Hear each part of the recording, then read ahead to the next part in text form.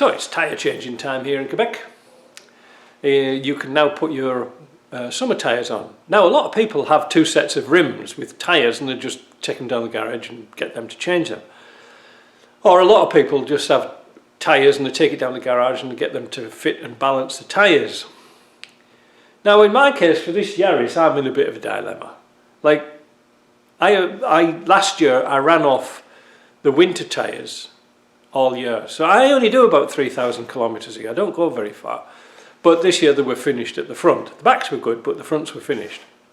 Well, that's because I live on a, there's a slope to get out of my place with gravel to get onto the asphalt road, and you either turn left or right. So invariably you spin your wheels and it just wears your tyres out. There's not much you can do about it. Anyway, so I didn't want to spend $500–600 on a set of summer tyres because I don't know how long this car's going to last. So what I did was I put a little advert in Kijiji, which is like the equivalent of Gumtree in the UK, and the guy replied, and he was just a couple of kilometres down the road, and he says, I've got some of those sizes, 14 inches. So I went to see him, and he had a set of Kumo tyres which were, well, sort of mediocre, like too good to throw away but not good enough to keep.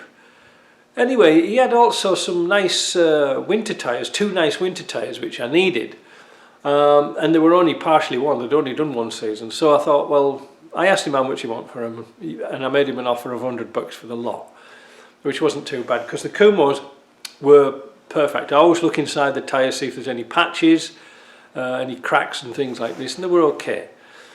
I couldn't justify putting tyres on for this old car here. Anyway, the thing is, the difference for me is, I don't have to go down to a garage to have the tyres fitted and balanced because I've got a tyre changer down there. But I haven't got is a balancer. Until yesterday, I picked up one of these little bad boys on Amazon.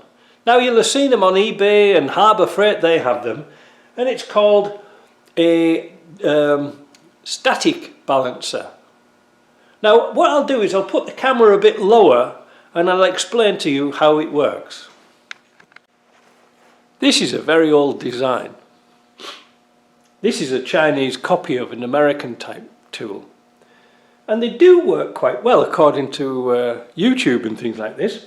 People have some good results with them. It's often called a bubble balancer because if you can see here, we have a bubble, like a level. And it's spring-loaded, look.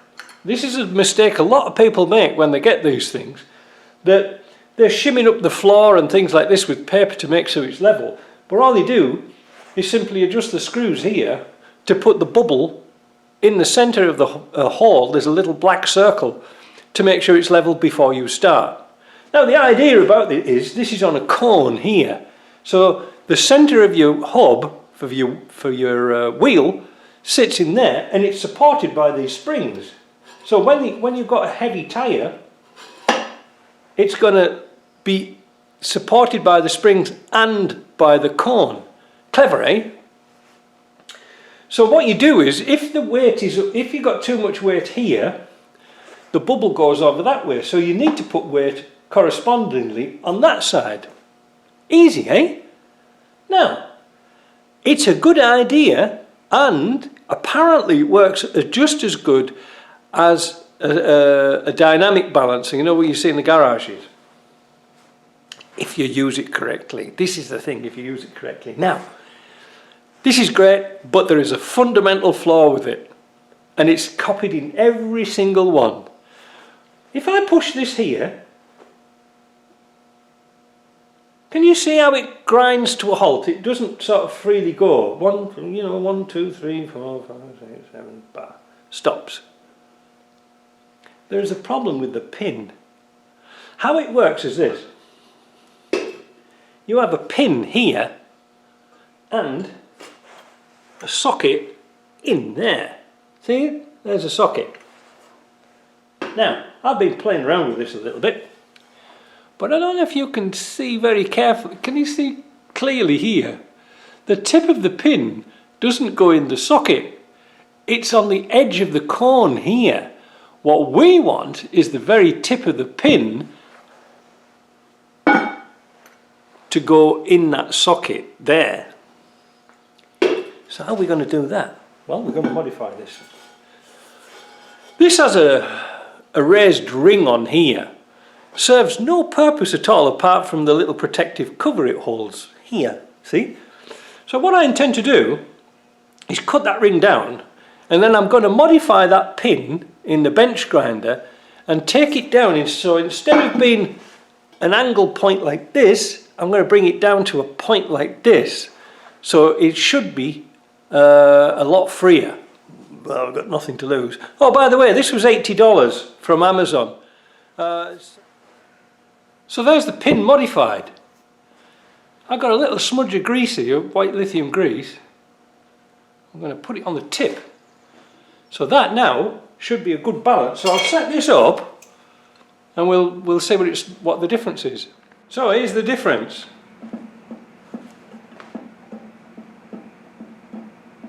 The pin is hardened, by the way. Can you see how it rocks for a lot longer?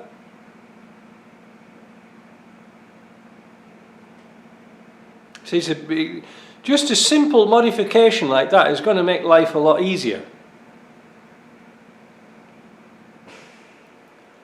So eventually it's stopping, hopefully. Maybe it does want a bit more friction on it, I don't know. It's hard to say until it stops, so let me wait till it stops, and then we'll see if we need to adjust the bubble. Before you use your balancer, you must make sure it's zeroed in. This is a bird's eye view of the top, because the floor could be uneven. There's no point using your bubble balancer if you haven't zeroed it. So the idea is that you could use it on a different type of floor if the floor is a bit uneven, just by adjusting these screws here. And it's on a... Well, let me see if I can push this down a bit. Oops. There, you can see the bubble in the middle. If I touch it here, you can see the bubble sort of moves around a bit. Did you see that? There. This is spring loaded. So you must make sure it's zeroed first. Right, so we're getting half reasonable tyre. Now I've already taken the balance wheel weights off this, and these rims are really rusty, but I've put the needle gun across them and made sure that they're rust free. Now, this is kind of difficult to see, but we'll wait till it stops moving and you can see, well, look, you see now how the tyre moves, or the wheel moves. I'm just going to get my light, which is here, and see how this looks.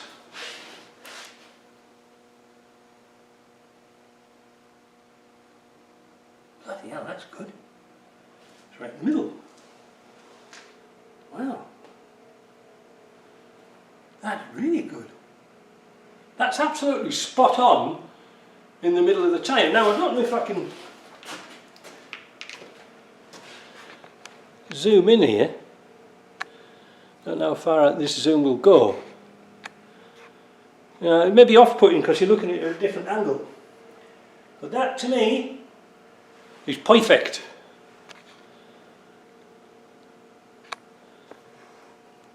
So we'll put it on.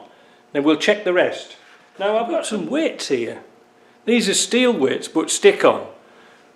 I'm not going to stick onto that rust, but I'll buff them up if I need be. But just as a little experiment again, let's put some weight on here and see what happens. And see, I need a flashlight to see what I'm doing. Oops. Yeah.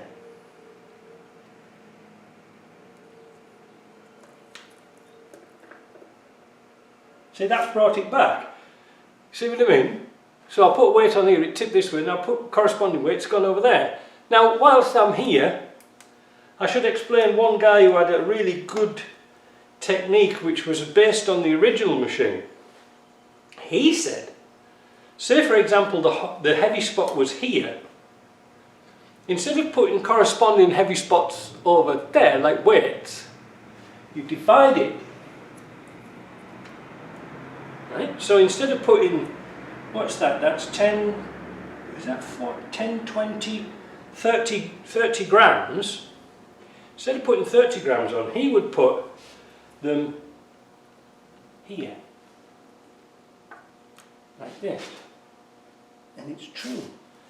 Instead of putting one weight there, put two lighter weights, like in a Y shape, but put them on the inside of the rim, halfway down, not on the outside, and it works. So let's see if we can find one. That one's okay. I'm going to put that one on straight away, so I'm not messing about.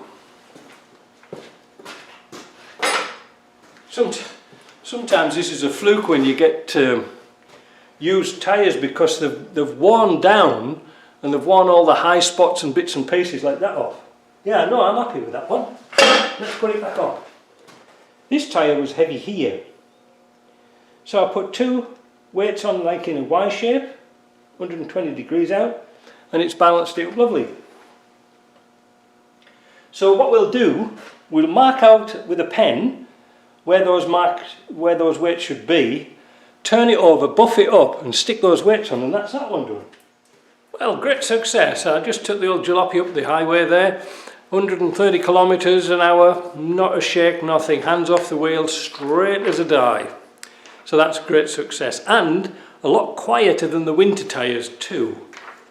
Now, when I was looking at a lot of these videos about balancing tyres, I noticed that people were trying to balance new tyres but putting them on wrong. The simple thing is, a lot of modern tyres have a yellow dot and a red dot. Well, people put them all over the place, they don't know what they are. The valve is the lightest part of the tyre, of the rim, should I say. It's the lightest part. This dot here signifies the heaviest part of the tyre, right? That's the heaviest part of the tyre. So normally you would put the yellow dot against the valve here.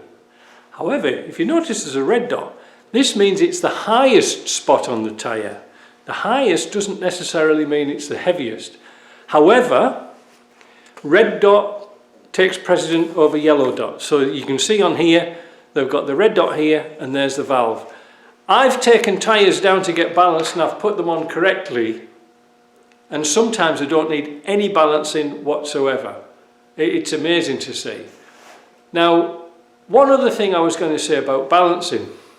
If I took my car down the road and it was shaking on the steering wheel like crazy, that usually signifies the front wheels are out of balance, badly. What about the back wheels? Well, it's a funny feeling, but you can usually feel it in your thighs or your calves, or your bum even, if you're that way inclined. But you'll get that slight discomforting vibration at the back of your legs, and that usually signifies the back wheel's out of balance. You know, try and explain that to your local garage, it'll laugh at you, but it's true, it's true. I've seen that many, many times before. Anyway, that's a little bit about balancing. Would I do it on customers' cars? No. I'll do it on my own stuff, but I wouldn't do it on a customer's car. They can take it down and get it done themselves. In fact, I lost my contract because I didn't do so many tyres, because in Canada now there's so many online places just doing cut price tyres. I just couldn't keep up with them, so I lost my contract with a local supplier. So I no longer do tyres for Land Rovers. I used to do them at a good price, but I just didn't have the turnover. So anyway, that's a little bit about a cheap balancer, but you must modify it before you use it. All right, and you can't go wrong, but then again, you can't take it back if you don't like it. See ya.